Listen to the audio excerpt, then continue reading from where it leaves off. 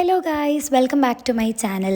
ഇന്നൊരു സൺഡേ ആണ്. രാവിലെ എണീറ്റ് നേരത്തെ കുളിയും അലക്കൊക്കെ കഴിഞ്ഞിട്ടുണ്ടായിരുന്നു. അപ്പം ഞാൻ വിചാരിച്ചു ഇന്ന് വീഡിയോ എടുക്കാൻ അങ്ങനെ പ്രത്യേകിച്ച് കണ്ടൻ്റ് ഒന്നും കിട്ടാതിരുന്നപ്പം ഞാൻ വിചാരിച്ചു ചെറിയ ചെറിയ കാര്യങ്ങളൊക്കെ പറഞ്ഞൊരു വീഡിയോ എടുക്കാമെന്ന്. എപ്പോഴും നിങ്ങൾക്ക് ഞാൻ തുണി മടക്കുന്നതും അലക്കുന്നതും ഒക്കെ കണ്ട് ബോറടിച്ചിട്ടുണ്ടാവും. അപ്പോൾ ഇന്ന് ഇങ്ങനെ ഒരു ചേഞ്ച് കൊണ്ടുവരാമെന്ന് വിചാരിച്ചു. പക്ഷേ വീഡിയോയിൽ പ്രത്യേകിച്ച് ചേഞ്ച് കൊണ്ടുവന്നാൽ കാണുന്നത് നിങ്ങൾക്ക് ബോറടിക്കും. അതുകൊണ്ട് ഇന്നെല്ലാം കൂടെ മിക്സപ്പ് ചെയ്തിട്ടുള്ള ഒരു വ്ളോഗാണ്.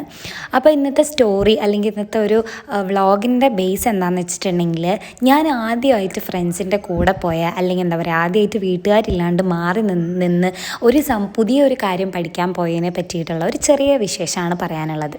കൃത്യമായിട്ട് പറയുകയാണെങ്കിൽ 15 ദിവസം മുന്നേ ആയിരുന്നു ഞങ്ങൾ സൈക്യാട്രിക് പോസ്റ്റിങ്ങിന് പോയിട്ട് വന്നിട്ടുണ്ടായിരുന്നത്.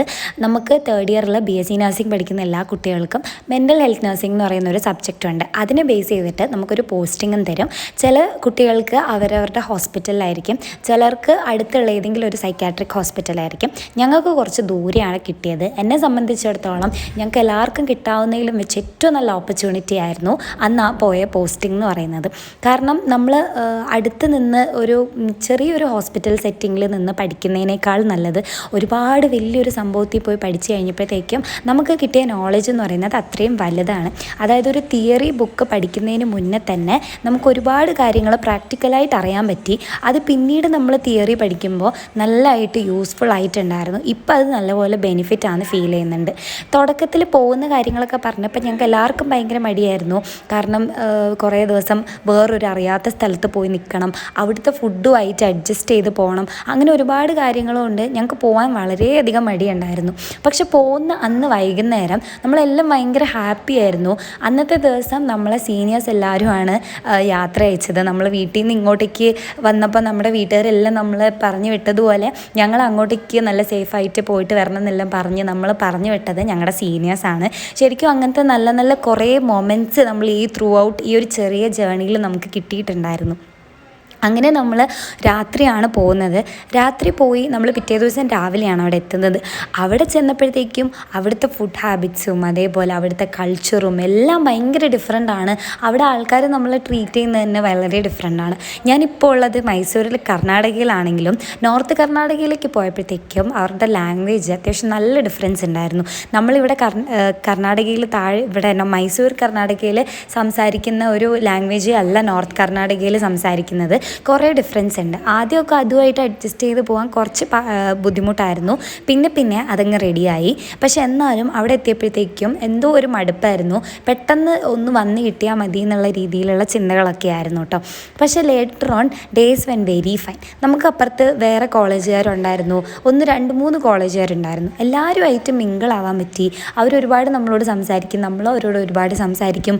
നമ്മളൊരു കാര്യത്തിന് പോകുമ്പോൾ ഇടയ്ക്ക് വെച്ച് വഴിയിൽ നിന്ന് കിട്ടുന്ന കുറേ ഫ്രണ്ട്സ് ഉണ്ടല്ലോ, എനിക്ക് എപ്പോഴും അവർ ഭയങ്കര സ്പെഷ്യലാണ്. എന്താ പറയുക, ഞാൻ ഒട്ടും പ്രതീക്ഷിക്കാണ്ട് എൻ്റെ ലൈഫിലോട്ട് കയറി വന്നവരെന്നും എൻ്റെ സ്പെഷ്യലായിട്ട് അല്ലെങ്കിൽ എനിക്ക് ഭയങ്കര സ്പെഷ്യലായിട്ട് ഫീൽ ചെയ്യുന്നവരാണ്. അതേപോലത്തെ ആൾക്കാരെ കുറേ പേരെ മീറ്റ് ചെയ്യാൻ പറ്റി.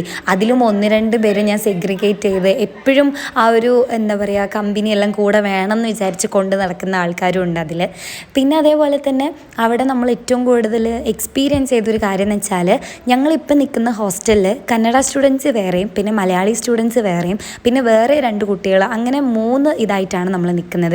പക്ഷെ അന്ന് അവിടെ ധാർവാഡിൽ നിന്ന സമയത്ത് നമ്മൾ എല്ലാവരും ഒരുമിച്ചായിരുന്നു.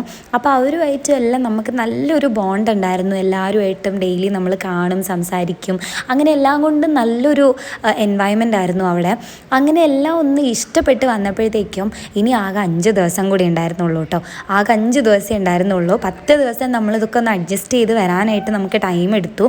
പക്ഷേ എല്ലാം ഒന്ന് അഡ്ജസ്റ്റ് ചെയ്ത് അവിടെ വല്ലാണ്ടെങ്കിൽ ഇഷ്ടപ്പെട്ട് വന്നപ്പോഴത്തേക്കും 5 ദിവസമേ ഉള്ളൂ. നമുക്ക് റിക്വയർമെൻറ്റ്സ് എല്ലാം ഉണ്ടായിരുന്നു, ഒരുപാട് റിക്വയർമെൻറ്റ്സ് ഉണ്ടായിരുന്നു.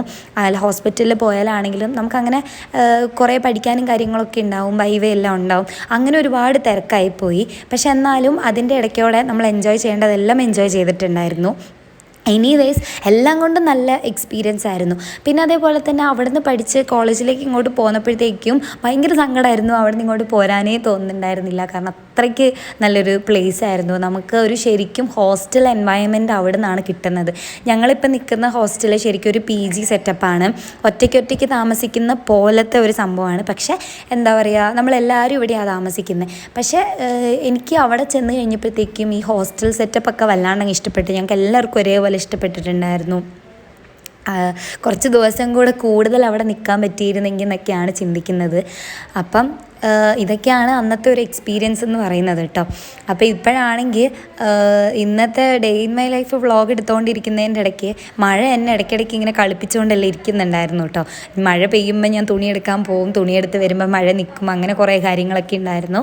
അപ്പോൾ ഇന്നത്തെ സ്റ്റോറി ഇത്രയേ ഉള്ളൂ. ഇതായിരുന്നു എൻ്റെ ചെറിയൊരു എക്സ്പീരിയൻസ്. വീഡിയോ ഇഷ്ടപ്പെട്ടാൽ ലൈക്ക് ചെയ്യുക, കമൻറ്റ് ചെയ്യുക. എന്തെങ്കിലും സജഷൻസ് ഉണ്ടെങ്കിൽ താഴെ കമൻറ്റ് ബോക്സിൽ മെൻഷൻ ചെയ്യുക. അപ്പോൾ ഈ വീഡിയോ ആർക്കെങ്കിലുമൊക്കെ യൂസ്ഫുൾ ആയി എന്ന് വിചാരിക്കുന്നു. അപ്പോൾ വീഡിയോ അത്രയേ ഉള്ളൂ. ബൈ.